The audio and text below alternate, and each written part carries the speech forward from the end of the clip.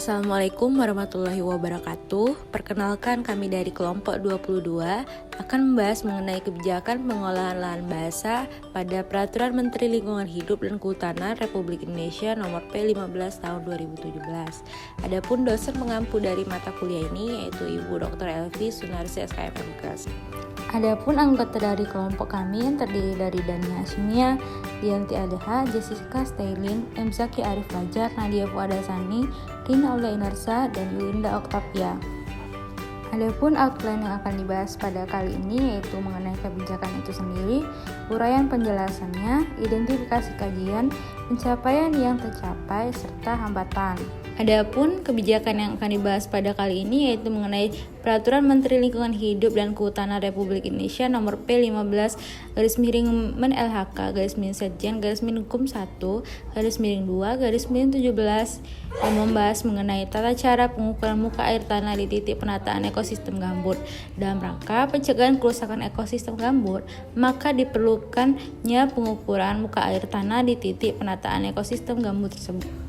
Lahan gambut merupakan sumber daya alam yang bersifat multifungsi, diantaranya sebagai pengatur hidrologi, penyerap, dan penyimpanan karbon yang mampu meredam perubahan iklim global. Sementara ekosistem gambut diartikan sebagai tatanan unsur gambut yang merupakan satu kesatuan utuh menyeluruh yang saling mempengaruhi dalam membentuk keseimbangan, stabilitas, dan produktivitasnya. Pada pengukuran muka air tanah pada ekosistem gambut ini ditentukan pada titik kontrol pengawasan yang disebut dengan titik penataan. Titik penataan merupakan satu atau lebih lokasi sebagai dasar untuk melaksanakannya pengukuran muka air tanah pada ekosistem gambut sebagai titik kontrol pengawasan. Titik penataan muka air tanah ditetapkan pada paling sedikit itu 15% dari seluruh jumlah petak tanaman pokok atau blok produksi dan berada di tengah petak tanaman pokok atau blok produksi. Untuk pengukuran muka air tanah di titik penataan ekosistem ini dilakukan untuk mengetahui kerusakan ekosistem gambut dengan fungsi budidaya dan fungsi lindung. Selanjutnya yaitu pada titik penataan dilakukan pengukuran sebagai berikut. Yang pertama ada lokasi, koordinat, dan evaluasi titik penataan. Yang kedua ada ketinggian muka air, data curah hujan, jam dan tanggal pengukuran, serta laju subsidensi gambut. Dalam keadaan tertentu, laporan wajib dilengkapi dengan informasi mengenai hal berikut. Yang pertama ada tutupan lahan, penggunaan lahan dan kondisinya, keberadaan flora dan fauna yang dilindungi, kondisi drainase alami dan buatan, perkembangan kondisi atau tingkat kerusakan lahan gambut, kualitas air, kondisi lingkungan, kondisi fisik, dan lainnya. Adapun pengukuran muka air tanah dapat dilakukan dengan cara manual maupun otomatis. Pengukuran air tanah dengan cara manual dapat menggunakan data pengukur, sedangkan dengan cara otomatis dapat menggunakan data logger.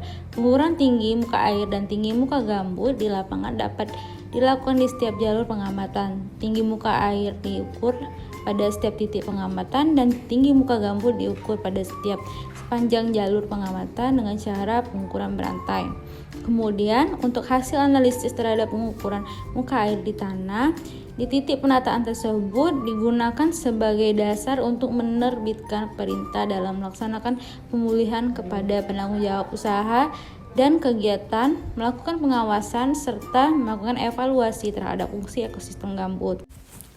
Selanjutnya yaitu identifikasi kajian. Peraturan Menteri Lingkungan Hidup dan Kehutanan Nomor 15 Tahun 2017 tentang tata cara pengukuran muka air tanah di titik penataan ekosistem gambut dengan menimbang bahwa diperuntukkan untuk meningkatkan upaya-upaya perlindungan fungsi ekosistem gambut yang rentan dan telah mengalami kerusakan dan diperlukan langkah-langkah perlindungan agar fungsi ekologis ekosistem gambut dalam mendukung kelestarian keanekaragaman hayati, pengelolaan air sebagai penyimpanan cadangan karbon, penghasilan oksigen, dan penyeimbang iklim dapat tetap terjaga.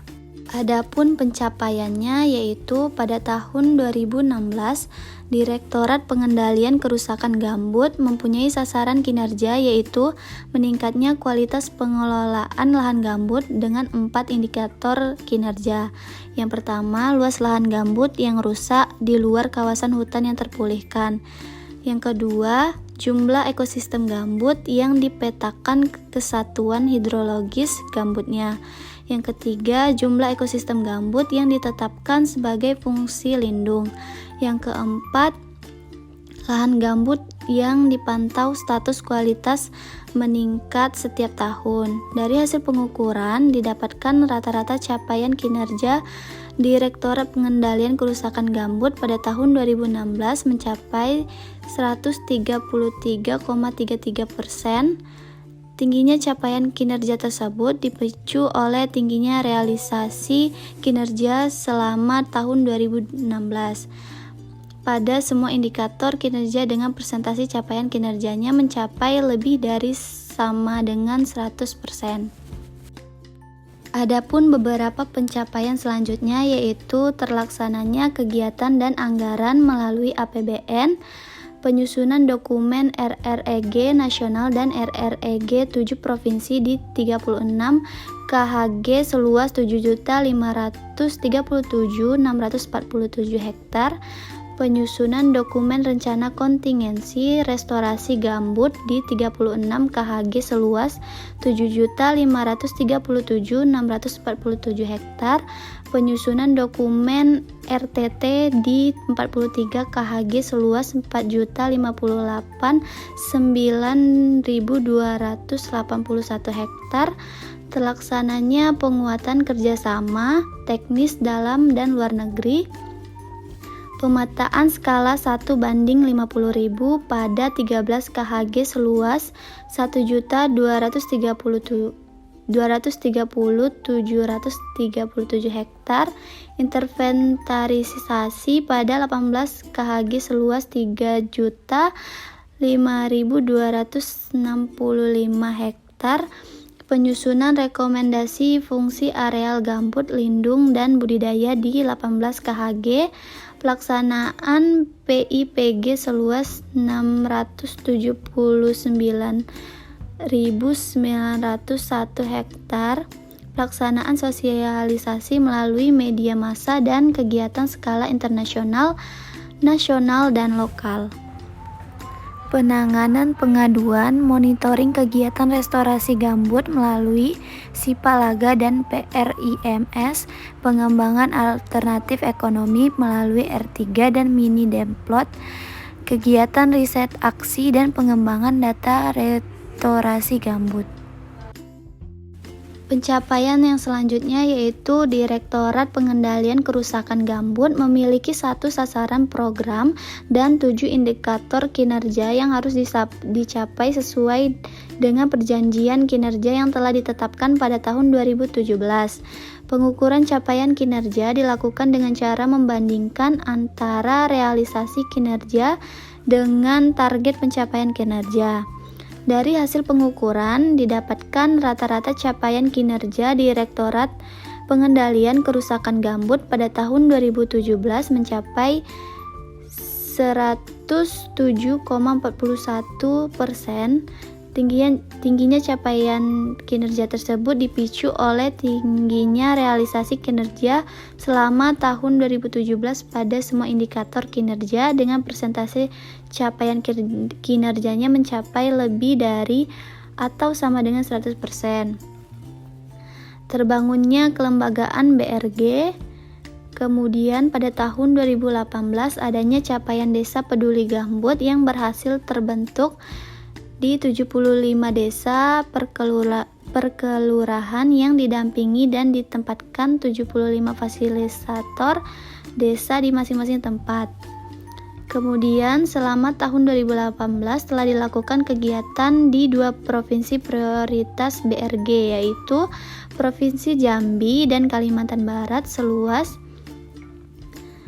1.403.447,77 hektar. Selain itu, juga dilaksanakan kegiatan sosialisasi dan sinkronisasi data untuk mendukung kegiatan supervisi antara lain di Provinsi Jambi, Sumatera Selatan, Kalimantan Barat, Kalimantan Tengah, dan Kalimantan Selatan. Selanjutnya yaitu hambatan.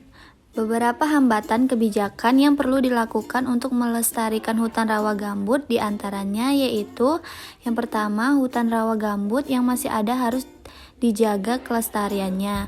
Di lain pihak, hutan rawa gambut yang mengalami degradasi perlu segera dilakukan rehabilitasi baik hidrologi maupun revegetasi. Selanjutnya diharapkan tidak ada lagi konversi lahan rawa gambut untuk kepentingan lain dalam upaya mempertahankan kelestarian fungsi ekologisnya dan lingkungan hidup. Selanjutnya sesuai dengan Kepres 32 tahun 1990 bahwa kawasan rawa gambut yang mempunyai ketebalan gambut lebih dari 3 meter yang terletak di hulu merupakan kawasan lindung atau konservasi guna menjaga fungsi hutan rawa gambut sebagai reservoir air, resort karbon atau carbon sequestration, dan penyimpanan karbon atau carbon storage. Ketegasan dan penegakan dalam implementasi Kepres nomor 32 tahun 1990 sangat diperlukan untuk tetap terjaganya kelestarian hutan dan lahan rawa gambut. Selain itu, tidak hanya kawasan yang ketebalan gambutnya lebih dari 3 meter yang ditetapkan sebagai kawasan lindung, tetapi kawasan gambut dangkal kurang dari 1 meter apabila di bawah gambutnya terdapat lapisan pasir kuarsa atau kerangas perlu ditetapkan sebagai kawasan lindung. Hal ini disebabkan apabila vegetasinya terdegradasi, gambut dan pasir kuarsanya terekspos, maka sulit dilakukan rehabilitasi. Dan yang terakhir yaitu pembuatan drainase dalam di lahan gambut sedapat mungkin dihindari. Apabila pembangunan drainase saat ini telah terjadi, hal ini perlu hati-hati dengan mengantisipasi subsidensi dan terjadinya emisi karbon oksida. Penurunan muka air tanah dijaga, tidak perlu terlalu lama, dan menjaga pembasahan gambut di atasnya untuk menjaga subsidensi dan tereksposnya lapisan pirit yang bersifat racun untuk tanaman. Dengan memotong kubah gambut yang menyebabkan rusaknya tata air dan ekosistem hutan di lahan gambut, sehingga pada waktu musim hujan terjadi banjir dan pada musim kering kekurangan air yang dapat memicu terjadinya kebakaran lahan gambut.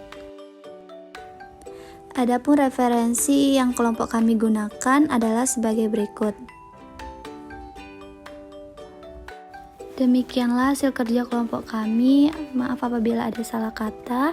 Wabillahi taufiq wal hidayah. Wassalamualaikum warahmatullahi wabarakatuh.